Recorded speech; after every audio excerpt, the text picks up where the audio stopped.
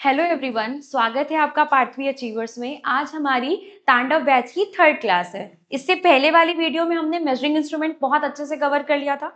आज वाली वीडियो में हम कवर करेंगे हमारा मैटर एंड इट्स स्टेट्स, पदार्थ एवं उसकी अवस्थाएं। जो पदार्थ है हमारे, जो मैटर है, वो कौन सी स्टेट में होते हैं, हम इसको कवर करेंगे इस वीडियो में। ये भी एक बहुत इंपॉर्टेंट टॉपिक है, इससे भी कई क्वेश्चंस आए हैं हमारे एग्जाम में। तो आज हम इसको पूरी तरीके से खत्म करने की कोशिश करेंगे। इफ इन केस अगर कोई कंसेप्ट रह जाता है तो जब हम दोबारा क्वेश्चन करेंगे तो उस पर्टिकुलर सीरीज में हम इसको कवर कर लेंगे। ठीक है, स्टार्ट करते हैं क्लास को अपनी। तो पहली चीज तो हम ये समझेंगे मैटर क्या होता है। हर वो चीज जिसका कुछ भार होता है, everything that has mass and occupy space. हर वो चीज जिसका कुछ भार है और जो कुछ स्पेस ऑक्यूपाई करती है। ये पेन, इसका कुछ भार है, ये कुछ स्पेस ऑक्यूपाई कर रही है, कुछ जगह ले रही है, तो इसको हम क्या बोल देंगे? मैटर बोल देंगे। हर वो चीज जिसका कुछ मास होगा, आप कोई भी चीज, आप हवा देखते हो, हवा का भी कुछ मास होता है, वो भी कुछ जगह लेती है, तो उसको हम क्या कहते हैं? उसको भी हम मैटर कहते हैं। ठीक है, एयर हो गया, आपका लिक्विड हो गया, उसका भी कुछ मास है, द्रव का भी कुछ मास होता है, वो भी कुछ जगह लेती है। तो हर वो चीज जिसका कुछ भार है, जो कुछ स्पेस ऑक्यूपाई करती है, जो कुछ स्थान घेरती है, उसको हम क्या कहते हैं? उसको हम कहते हैं मैटर, यानी कि वस्तु। ठीक है, इसका उदाहरण क्या है? वायु, जल, स्टोन। कुछ भी आप इन द यूनिवर्स, आप कोई भी चीज ले लो, वो सारी चीज क्या है आपकी? वो सारी चीज आपकी मैटर है। नेक्स्ट नेक्स्ट स्लाइड की तरफ मूव करते हैं। हमने मैटर समझ लिया क्या होता है। हर वो चीज जिसका कुछ भार है। अगर मैं इस पेन को यहाँ पे रख दूं तो ये कुछ जगह ऑक्यूपाई कर रही है। ठीक है, तो इसको हम क्या कह देते हैं? मैटर कह देते हैं। आई थिंक सो कि आपको मैटर या फिर वस्तु समझ में आ गया होगा कि क्या होता है। ठीक है, नेक्स्ट स्लाइड है हमारी, कैरेक्टरिस्टिक्स ऑफ मैटर। मैटर की कैरेक्टरिस्टिक्स, ये आपको इसमें ऐसे क्वेश्चन पूछा जाएगा कि which one of the following, इसमें से कौन सा मैटर का कैरेक्टरिस्टिक नहीं है, तो आपको उसको आंसर करना होगा। तो पहला है हमारा, पहली कैरेक्टरिस्टिक हमारी क्या है? मैटर हैज मास। पदार्थ का द्रव्यमान होता है। मैटर का कुछ मास होता है, पदार्थ का कुछ द्रव्यमान होता है। ये तो हमने डेफिनेशन में ही पढ़ लिया था कि हर वो चीज जिसका कुछ द्रव्यमान है, जो कुछ जगह घेरती है, उसको हम मैटर कहते हैं। तो पहली तो इसकी कैरेक्टरिस्टिक क्या हो गई कि इसका कुछ मास है, इसका कुछ द्रव्यमान है। दूसरी इसकी कैरेक्टरिस्टिक क्या हो गई कि ये कुछ स्पेस ऑक्यूपाई कर रही है, ये कुछ जगह घेर रही है। ठीक है, नेक्स्ट हमारा क्या है कि matter is made up of particle. जो मैटर है, पदार्थ है, वो कणों से बना होता है। किससे बना होता है? कणों से बना होता है। नेक्स्ट है, particles of matter are in continuous motion. और जितने भी मैटर के पार्टिकल्स होते हैं, ये कंटिन्यूअसली ऐसे ऐसे मूव करते रहते हैं। ठीक है, ये लगातार गतिशील होते हैं। पहली चीज, मैटर का कुछ, पदार्थ का कुछ द्रव्यमान है, पदार्थ कुछ जगह घेर रहे हैं। ठीक है, ये पार्टिकल से बने होते हैं, छोटे छोटे। और ये क्या होता है? ये कंटिन्यूअस फॉर्म में होता है। मैटर पता है किससे बना होता है? मैटर जो छोटे छोटे पार्टिकल से बना होता है उसको बोलते हैं एटम। उसको क्या कहते हैं? एटम या फिर अणु। ठीक, तो अणु क्या होता है, एटम क्या होता है? जो छोटे छोटे पदार्थों से जिससे मैटर बना होता है उसको हम अणु कहते हैं। ठीक है, उसके बाद पार्टिकल जो है वो हमेशा ऐसे ऐसे मूव करते रहते हैं। हमने पढ़ लिया मैटर क्या होता है, हमने इसकी कैरेक्टरिस्टिक पढ़ ली। अब हम आगे मूव करते हैं। आगे नेक्स्ट है हमारा स्टेट्स ऑफ मैटर, पदार्थ की अवस्थाएं। पदार्थ मेनली पता है तीन अवस्थाओं में होता है, ठोस, द्रव और गैस। ठीक है, ठोस मतलब सॉलिड, द्रव मतलब लिक्विड, गैस मतलब तो गैस ही है। ठीक है, तो अब इसके बाद हम पढ़ते हैं कि इसके कुछ प्रॉपर्टीज पढ़ने की कोशिश करते हैं कि कैसे हमें पता चलेगा क्या क्या सॉलिड है, क्या लिक्विड है, क्या गैस है। ठीक है, तो ये पता चलता है। देखिए, आप इसके डायग्राम में ही देख रहे होंगे, इसको मैं और जूम कर देती हूँ, कि इसके जो पार्टिकल्स हैं ये बहुत पास पास में है। इसके पार्टिकल्स देखिए बहुत पास पास में है। क्या इसमें कोई भी स्पेस, आपको बीच में कोई भी दूरी दिख रही है? आपको नहीं।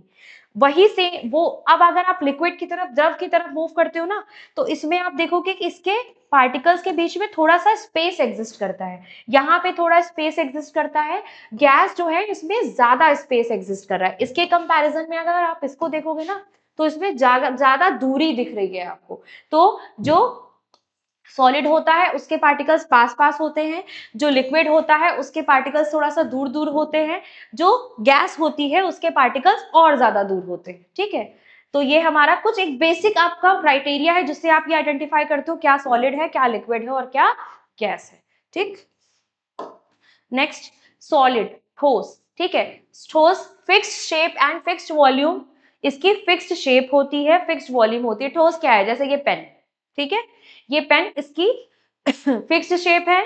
क्या इसको मैं अभी ऐसे अपने एक्सटर्नल फोर्स से चेंज कर सकती हूँ? नहीं, तो ये इसकी फिक्स्ड शेप होती है, इसकी फिक्स्ड शेप है, ये चेंज नहीं होगी, ठीक है, अभी फिलहाल, ठीक है। और उसका फिक्स्ड वॉल्यूम होगा, मतलब इसका वॉल्यूम भी क्या होगा, फिक्स्ड होगा, ठीक है। इसका निश्चित आकार होगा और निश्चित आयतन है, इसका निश्चित आकार और निश्चित आयतन है, तो ये क्या है, ठोस है। नेक्स्ट क्या है, ये जो पार्टिकल्स है ये टाइटली पैक्ड होते हैं, जैसे कि मैं तुम्हें बताया कि इसके जो पार्टिकल्स है वो बहुत ज्यादा पास पास होते हैं, ठीक है, ये टाइटली पैक्ड पार्टिकल्स होते हैं। इनके बीच में बहुत कम स्पेस होता है, कणों के बीच में बहुत कम स्थान होता है। इसका एग्जाम्पल क्या है, स्टोन, आइस, वुड, ठीक है, पत्थर, बर्फ, लकड़ी। इसका एग्जाम्पल क्या है, पत्थर, बर्फ और लकड़ी, ठीक। तो फिक्स्ड शेप और वॉल्यूम होता है इनका, ठीक है। ये कैसे होते हैं, इसके अणु, इसके कण बहुत पास पास होते हैं, कणों के बीच में बहुत कम स्थान होता है। इसको हमने डायग्राम से भी समझ लिया था कि इसके जो पार्टिकल्स हैं इसके बीच में बहुत कम स्थान है, ठीक है। नेक्स्ट हम मूव करते हैं, नेक्स्ट है हमारा liquid, fixed volume but no fixed shape. Fixed volume तो होगा, इसका जो हमारा आयतन है वो तो फिक्स है, निश्चित है, लेकिन हमारा आकार फिक्स नहीं है। अगर आप ग्लास में रख दोगे पानी को तो वो ग्लास की शेप का हो जाएगा, अगर आप उसको किसी बोल में रख दोगे, ठीक है, बाउल में रख दोगे तो वो किसी बाउल की शेप का हो जाएगा, ठीक है। तो इसका कोई फिक्स शेप नहीं है, जैसे इसका तो फिक्स शेप है, आप इसको बाउल में रखो, आप टेबल पे रखो, आप कहीं रखो, इसका फिक्स शेप रहेगा, लेकिन जो लिक्विड है उसका फिक्स शेप नहीं है, ठीक है। Takes the shape of container, जिस भी कंटेनर में, एज आई टोल्ड यू कि जिस भी कंटेनर में आप इसको रख दोगे ये उसी का शेप ले लेगा, ठीक है। Particles have some space between them, इसके बीच में कुछ स्पेस होता है, कुछ जगह होती है, जैसे कि हमने आपको बताया पात्र का आकार, ये पात्र का आकार ग्रहण करता है, कणों के बीच में थोड़ा स्थान होता है, इसके कणों के बीच में थोड़ा सा जो है आपको स्थान मिलेगा। ये फ्लो कर सकता है, ये बह सकता है, कैन फ्लो, और ये बह सकता है, ठीक है। तो अब इसका एग्जाम्पल क्या है, वाटर, मिल्क और ऑयल। क्या एग्जाम्पल इसका, पानी, दूध और तेल, ठीक है। नेक्स्ट हमने लिक्विड पढ़ लिया, हमने द्रव पढ़ लिया, हमने इससे पहले सॉलिड पढ़ लिया था। अब हम नेक्स्ट टॉपिक पढ़ते हैं, दैट इज गैस। गैस का कोई फिक्स शेप नहीं होता है, गैस का कोई भी फिक्स शेप नहीं होता है। आप गैस को कितने भी बड़े कंटेनर में रख लो, कितने भी छोटे कंटेनर में रख सकते हैं, इसका कोई फिक्स्ड वॉल्यूम नहीं होता है। अगर आप इसको ज्यादा जगह दे देंगे तो ये बहुत ज्यादा फैल जाएगी, ठीक है, तो ये गैस होती है, ठीक। पार्टिकल्स आर फार अपार्ट, इसके पार्टिकल्स बहुत ज्यादा दूर दूर होते हैं। इसके पार्टिकल्स कैसे होते हैं, बहुत ज्यादा दूर दूर होते हैं। हाईली कंप्रेसिबल, बहुत ज्यादा ये कैसी होती है, अत्यधिक सपीडी होती है, ठीक है। इसको आप कितना भी कंप्रेस कर सकते हो, किसी भी कंटेनर में कंप्रेस करके दबा के भर सकते हो। कैन फ्लो इजिली, ये इजिली फ्लो करता है, आसानी से बहती है ये, ठीक है। उसके बाद इसका एग्जाम्पल क्या है, ऑक्सीजन, कार्बन, कार्बन डाइऑक्साइड और वायु। इसका एग्जाम्पल क्या है, जितनी भी गैसें हैं वो सब इसका एग्जाम्पल है। आप नाइट्रोजन ले लीजिए, आप कार्बन मोनोऑक्साइड ले लीजिए, मीथेन ले लीजिए, जितनी भी गैसें हैं वो सारी किसकी एग्जाम्पल है, गैस की एग्जाम्पल, ऑब्वियस, ठीक है। और जितनी भी आप देखोगे ना उसमें सब में ये प्रॉपर्टीज मिलेगी, ठीक। नेक्स्ट है हमारा change of matter, most important topic, इससे बहुत सारे क्वेश्चंस आते हैं। मेल्टिंग क्या होता है, जब सॉलिड को हम लिक्विड में कन्वर्ट कर दे, जब सॉलिड को हम लिक्विड में कन्वर्ट कर दे तो उसको हम क्या कहते हैं, मेल्टिंग कहते हैं, मतलब गलन कहते हैं, ठीक है। जब ठोस को द्रव में बदला जाता है तो हम उसको क्या कहते हैं, सॉलिड, लिक्विड, गैस। जब हम सॉलिड से लिक्विड की तरफ जाते हैं तो इसको हम गलन कहते हैं, मतलब मेल्टिंग कहते हैं। आप किसी भी चीज को मेल्ट कैसे कर सकते हैं, आप किसी भी चीज को मेल्ट कर सकते हैं, अरे आप किसी भी चीज को कैसे मेल्ट कर सकते हैं, आप मेल्ट कर सकते हैं उसका टेम्परेचर बढ़ा के, ठीक है। आप उसको कैसे मेल्ट कर सकते हैं, उसका टेम्परेचर बढ़ा के उसको मेल्ट कर सकते हैं। नेक्स्ट है, इसका एग्जांपल क्या होगा, वाटर। नेक्स्ट क्या है हमारा, नेक्स्ट टॉपिक है फ्रीजिंग, यानी कि जमना। आप लिक्विड को जमा के किस में कन्वर्ट कर सकते हो, सॉलिड में कन्वर्ट कर सकते हो, जमना, ठीक है। आप सॉलिड को, अगर आपको लिक्विड में कन्वर्ट करना है तो आप गलन मतलब कि उसको गला के कन्वर्ट कर सकते हो। अगर आपको लिक्विड से सॉलिड में कन्वर्ट करना है तो आप उसको जमा के कन्वर्ट कर सकते हो, फ्रीजिंग, ठीक है, लिक्विड टू सॉलिड अगर आपको जाना है, सिर्फ पानी को आप किस में कन्वर्ट करते हो, पानी को आप कन्वर्ट करते हो आइस में। नेक्स्ट है हमारा, नेक्स्ट है इवेपोरेशन, वाष्पीकरण। बहुत इंपॉर्टेंट क्वेश्चन है, पूछा जाता है ये बहुत ज्यादा कि लिक्विड को गैस में कन्वर्ट कैसे किया जाता है। लिक्विड को गैस में कन्वर्ट किया जाएगा वाष्पीकरण से। कैसे कन्वर्ट किया जाएगा, वाष्पीकरण से। ठीक है, कैसे कन्वर्ट किया जाएगा, वाष्पीकरण से। ठीक, तो क्या है ये, सॉलिड से किस में कन्वर्ट करेंगे, लिक्विड से। लिक्विड से किस में कन्वर्ट करेंगे, गैस में। तो सॉलिड से लिक्विड में कैसे कन्वर्ट होगा, गलन से, मतलब मेल्टिंग से। लिक्विड से सॉलिड में कैसे कन्वर्ट होगा, जमना से, मतलब कि फ्रीजिंग से, मतलब फ्रीज हो जाएगा तब ये कन्वर्ट हो जाएगा उसमें। अब आपको लिक्विड से गैस में कन्वर्ट करना है तो ये कन्वर्ट होगा वाष्पीकरण से। ठीक है, किसी भी टेम्परेचर पे, जब थोड़ा सा ज्यादा टेम्परेचर होगा ना तब वाष्पीकरण होता है। कंडेंसेशन मतलब गैस का लिक्विड में कन्वर्ट होना, मतलब गैस जो है वो किस में कन्वर्ट हो रही है, द्रव पे। तो वाटर, इवेपोरेटेड वाटर, वाटर में कैसे कन्वर्ट होता है, कंडेंसेशन की प्रोसेस के थ्रू। जब टेम्परेचर कम हो जाता है ना तब जो है गैस किस में कन्वर्ट हो जाती है, लिक्विड में। जैसे आपके क्लाउड्स बनते हैं, गैस फॉर्म में कन्वर्ट हो गए, ये सारे मॉलिक्यूल्स पास में आके क्लाउड्स बन गए। जब ये ऊपर गए, इनको टेम्परेचर कम मिला तो कंडेंसेशन का प्रोसेस हुआ, ये भारी हो गए, ये किसमें कन्वर्ट हो गए, गैस, लिक्विड में, और फिर क्या हो जाता है, रेनफॉल हो जाता है। ठीक है, नेक्स्ट हमारा है सब्लिमेशन। डायरेक्टली सॉलिड से गैस, मतलब कोई लिक्विड ही नहीं बन रहा है, डायरेक्टली सॉलिड से गैस में कन्वर्ट हो जा रहा है, तो इसको हम कहते हैं सब्लिमेशन। क्या कहते हैं इसको, हम सब्लिमेशन कहते हैं। इसमें इसका एग्जाम्पल क्या है, कैम्फर, कपूर आप रखते हो तो गायब हो जाता है कुछ दिन में। नैप्थलीन सबसे अच्छा एग्जाम्पल है, नैप्थलीन बॉल्स, फिर फिनाइल की गोलियां हम कह सकते हैं। ठीक है, तो ये जो नैप्थलीन बॉल्स होते हैं, आप इसको कपड़ों के बीच में रख दो, कुछ टाइम बाद ऐसा आता है कि ये गायब हो जाती हैं। ठीक है, तो that is nothing but sublimation. ठीक है, उद्वर्पातन इसको कहते हैं। ठीक है, नेक्स्ट है हमारा, हमने सारा पढ़ लिया हमारा, ये बहुत इंपॉर्टेंट टॉपिक था कि अगर हमें सॉलिड से लिक्विड में कन्वर्ट करना है, सॉलिड से लिक्विड में कन्वर्ट करना है तो कैसे कन्वर्ट होगा, वेट अ मिनट, हाँ, सॉलिड को लिक्विड में कन्वर्ट करना है तो मेल्टिंग से कन्वर्ट होगा। कैसे मेल्टिंग होती है, टेम्परेचर बढ़ा के। फ्रीजिंग करना है, टेम्परेचर कम कर दिया, फ्रीजिंग हो जाएगी लिक्विड की सॉलिड में। ठीक है, लिक्विड से किसमें कन्वर्ट करना है, गैस में, टेम्परेचर और ज्यादा बढ़ा दिया तो किसमें कन्वर्ट हो जाएगा, गैस में। ठीक है, फिर उसके बाद कंडेंसेशन, जब गैस को किसमें कन्वर्ट कर देंगे, लिक्विड में। गैस को किसमें कन्वर्ट कर देंगे, लिक्विड में। कौन सी प्रोसेस के थ्रू होगा ये, कंडेंसेशन की प्रोसेस के थ्रू। टेम्परेचर क्या करना होता है, कम करना होता है। ये आपको जरूर क्लियर होना चाहिए कि अगर गलाना है तो टेम्परेचर बढ़ा दोगे। आप सिंपल सा एग्जांपल देख सकते हो अपनी डेली लाइफ में, लिक्विड से आपको टेम्परेचर, लिक्विड से आपको सॉलिड में जाना है तो आप क्या कर दोगे, टेम्परेचर कम कर दोगे। आपको बर्फ जमानी होती है तो आप फ्रिज में जाके रख देते हो, तो फ्रिज का टेम्परेचर कम होता है। फिर आपको, जैसे आप देखते हो ना कि पानी जो है, पानी गैस में कैसे कन्वर्ट होता है, इवेपोरेशन के थ्रू। पानी उबालना शुरू करते हो, धीरे धीरे धीरे धीरे पानी थोड़ा सा कम होने लगता है, तो उसमें कुछ नहीं हो रहा, उसमें क्या हो रहा है, इवेपोरेशन हो रहा है। तभी पानी क्या हो रहा है, कम होता जा रहा है, टेम्परेचर बढ़ रहा है, इवेपोरेशन हो रहा है और पानी कम हो रहा है। ठीक है, उस पर्टिकुलर कंटेनर में। फिर उसके बाद कंडेंसेशन, गैस से किस में कन्वर्ट होना, लिक्विड में। मैंने आपको क्लाउड का एग्जांपल, बेस्ट एग्जांपल है ये, क्लाउड का एग्जांपल दिया। टेम्परेचर कम हो जाएगा तो किस में कन्वर्ट हो जाएगा, लिक्विड में।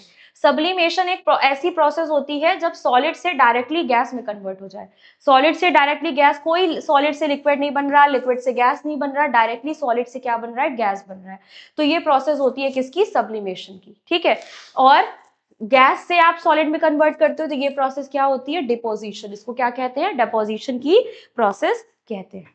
ठीक है, तो ये आपको अच्छे से क्लियर हो गया आई थिंक सो। नेक्स्ट ये छोटी सी स्लाइड है जिसमें आपको समझाने की कोशिश करी गई है कि आखिर क्या प्रॉपर्टीज होती हैं मैटर की, जो स्टेट्स ऑफ मैटर है, सॉलिड, लिक्विड और गैस। ये भी इसके अच्छा दो और डिस्कवर करी गई है, एक है प्लाज्मा और दूसरी है बोस-आइंस्टाइन कंडेंसेट। ठीक है, तो इसके 5 टोटल है जो आपकी स्टेट्स अभी तक मैटर की ऑब्जर्व करी गई। एक तो सॉलिड, एक लिक्विड, गैस और प्लाज्मा करके एक होता है, दूसरा बोस-आइंस्टाइन कंडेंसेट। ठीक है। सॉलिड जो है डेफिनेट शेप, मैंने बताया जैसा कि आपको सॉलिड का डेफिनेट शेप होता है, इसका स्क्रीनशॉट ले लीजिए, इससे आप रिवाइज कर सकते हैं। डेफिनेट वॉल्यूम होती है इसकी, फिक्स साइज होता है, ये फ्लो नहीं करता। इसकी क्या होती है लिक्विड की, ये जिस भी कंटेनर में रख दोगे उसी शेप का हो जाएगा। डेफिनेट वॉल्यूम होती है इसकी, वॉल्यूम डेफिनेट होती है, पानी 1 लीटर का 1 लीटर ही रहेगा, लेकिन जिस भी कंटेनर में आप कर दोगे उसको, वो उसकी शेप ले लेगा। Do not have fix size, इसका कोई फिक्स साइज नहीं होता। From higher to lower level, high level से, जैसे आपने पानी यहाँ से डाला, ठीक है, ये थोड़ा सा ऐसे है, तो ये जो हाई लेवल से किधर की तरफ मूव करेगा, स्लो लेवल की तरफ, लो लेवल की तरफ। जिस भी कंटेनर गैस पे आते, जिस भी कंटेनर में आप गैस को रख दोगे, ये उसका शेप ले लेगा। इनडेफिनिट वॉल्यूम होती, कोई फिक्स वॉल्यूम नहीं होती है इसकी। Do not have a fix size, कोई फिक्स साइज नहीं होता है इसका। फ्लो इन रैंडम डायरेक्शन, किसी भी डायरेक्शन में मूव कर सकती है, ठीक है। नेक्स्ट है, let's start the previous year questions. अब हम प्रीवियस ईयर क्वेश्चंस शुरू करते हैं। 10 क्वेश्चन है हमारे इस टॉपिक से रिलेटेड, ठीक है। तो फर्स्ट है हमारा question number 1, Which one of the following has a definite shape and definite volume? निम्नलिखित में से किसका निश्चित आकार और निश्चित आयतन होता है? लिक्विड का, द्रव का, गैस का, या फिर ठोस का, या फिर प्लाज्मा का? तो इसमें से जिसका डेफिनेट शेप और डेफिनेट वॉल्यूम होता है वो है गैस, सॉलिड। वो क्या है? सॉलिड है, ठीक है। ठोस का डेफिनेट शेप और डेफिनेट वॉल्यूम होता है। नेक्स्ट क्वेश्चन एसएससी एमटीएस 2020 का है, Which state of the matter is highly compressible? पदार्थ की कौन सी अवस्था अत्यधिक संपीडीय होती है? तो इसका आंसर क्या होगा? ठोस, द्रव, गैस, या फिर कोई नहीं। तो हमने पढ़ा हाईली कंप्रेसिबल क्या होती है? गैस होती है। इसको आप कितना भी कंप्रेस करके, कितना भी दबा के आप इसको किसी भी कंटेनर में भर सकते हैं। नेक्स्ट है हमारा एसएससी एमटीएस का 2018 का क्वेश्चन है, matter is anything that has mass only, occupy space only, has mass and occupies space and can be seen। पदार्थ वह है केवल द्रव्यमान रखता है, केवल स्थान घेरता है, द्रव्यमान रखता है और स्थान घेरता है या दिखाई देता है, ठीक है। तो इसका आंसर क्या हो जाएगा? इसका आंसर हो जाएगा has mass and occupy space. Has मास मतलब जिस भी चीज का मास होता है और ऑक्यूपाई करता है स्पेस को, तो हम उसको क्या कहते हैं? मैटर कहते हैं। ये आंसर हो जाएगा इसका। नेक्स्ट है हमारा, which process change liquid into gas? अब याद करिए लिक्विड से किस में कन्वर्ट हो रहा है? गैस में। तो आंसर क्या हो जाएगा इसका? याद करिए, इवेपोरेशन। क्या हो जाएगा? इवेपोरेशन। आंसर है इसमें, ऑप्शन है बिल्कुल। कौन सी प्रक्रिया किसी भी तापमान को द्रव से गैस में कन्वर्ट कर देती है? तो वाष्पीकरण। नेक्स्ट क्वेश्चन है, which one of the following is an example of sublimation? Sublimation का एग्जांपल क्या है? याद करिए, मैंने आपको बताया था नैप्थलीन और कैम्फर, ये दो एग्जांपल, मतलब कपूर और फिनाइल की गोली, ये दो एग्जांपल होते हैं आपके किसके? सब्लिमेशन के, ठीक है, सब्लिमेशन के, ठीक। ये दो एग्जाम्पल होते हैं। उद्वर पातन करके जो एक प्रक्रिया होती है, उसके दो एग्जाम्पल होते हैं, कैम्फर के और नैप्थलीन, ठीक है। तो इसमें आपको कहीं कैम्फर का ऑप्शन, कपूर का ऑप्शन दिख रखा है? बिल्कुल दिख रखा है, तो ये आंसर हो जाएगा, ठीक है। नेक्स्ट क्वेश्चन की तरफ मूव कर, एक बार इस ऐसे ऑप्शंस को तोड़ के जरा पढ़ लेते हैं।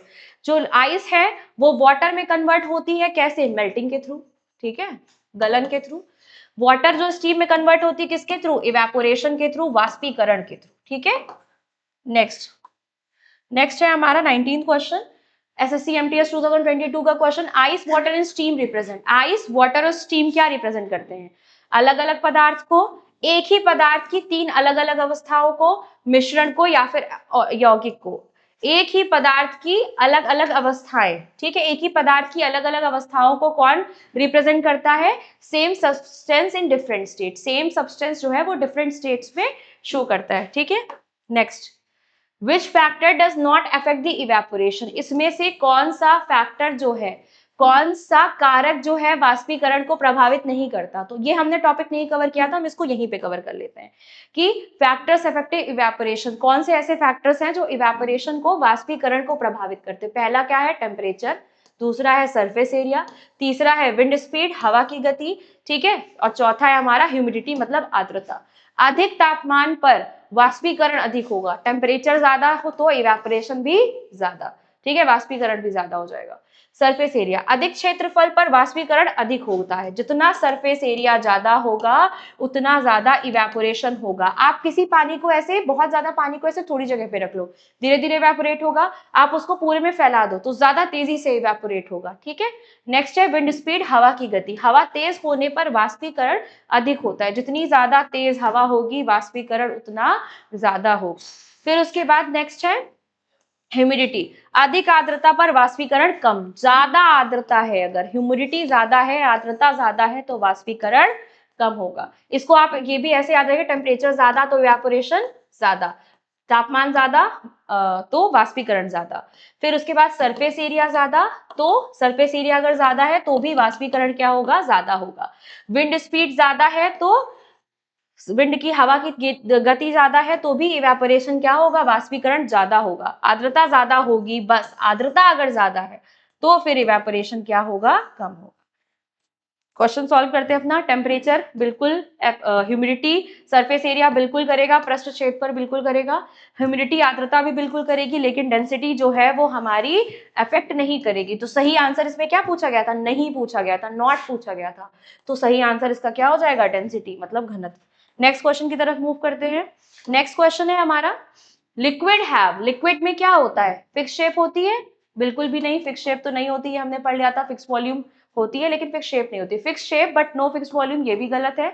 No fix shape but fix volume, कोई फिक्स शेप नहीं होती है लेकिन फिक्स्ड वॉल्यूम, सॉरी, कोई फिक्स शेप नहीं होती है लेकिन फिक्स्ड वॉल्यूम होती है। ठीक है, तो यही हमारा करेक्ट आंसर हो जाएगा। No fix shape no fix volume, ये तो गैस में होता है कि गैस की कोई फिक्स शेप भी नहीं होती है और फिक्स वॉल्यूम भी नहीं होती। निश्चित आकार व आयतन, निश्चित आकार पर आयतन नहीं, निश्चित आयतन पर आकार नहीं। निश्चित आयतन तो होता है इसका, लेकिन इसका निश्चित आकार नहीं होता। जिस भी कंटेनर में आप लिक्विड को रख दोगे वो उसका ही शेप ले लेगा। नेक्स्ट क्वेश्चन, नेक्स्ट क्वेश्चन है cooling effect is caused due to. Cooling effect किसकी वजह से होता है बेटा, कूलिंग इफेक्ट होता है किसकी वजह से, इवेपोरेशन की वजह से। कूलिंग इफेक्ट किसकी वजह से होता है, इवेपोरेशन की वजह से। ठीक है, नेक्स्ट क्वेश्चन है हमारा, particles of matter. Particle of matter कैसे होते हैं, always moving, always visible, same size या एट रेस्ट। स्थिर, हमेशा गतिशील, हमेशा दिखाई देने वाले या समान आकार के। ये हमेशा गतिशील होते हैं, ऑलवेज मूविंग होते हैं। ठीक है, तो आज के हमारे क्वेश्चंस खत्म हो गए। हमने एक और कंसेप्ट आज खत्म कर लिया है। अब हम मिलेंगे नेक्स्ट वीडियो में नए कंसेप्ट के साथ एसएससी एमटीएस की तांडव सीरीज में। Thank you everyone.